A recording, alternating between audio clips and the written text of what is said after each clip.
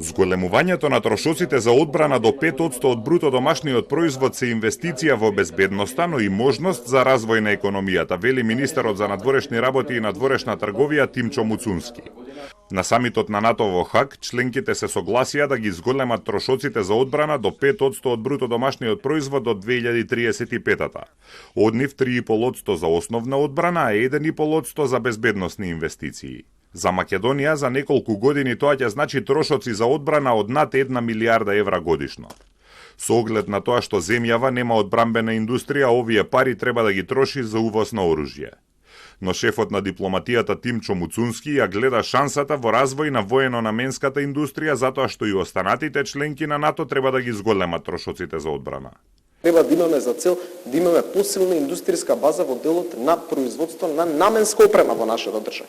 Тоа ќе отвори одлични работни места, а ќе биде и во насока на нешто што го зборуваме и со директорот Димовски, потребата од диверзификација на производствените капацитети во нашата држава.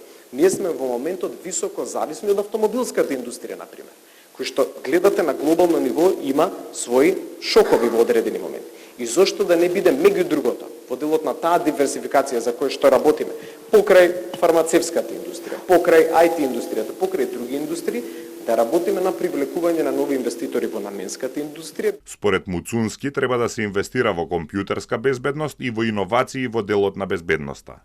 Професор Борче Треновски вели дека уште од сега треба да почнеме да работиме на тоа барем дел од зголемените трошоци за одбрана да завршат во земјава.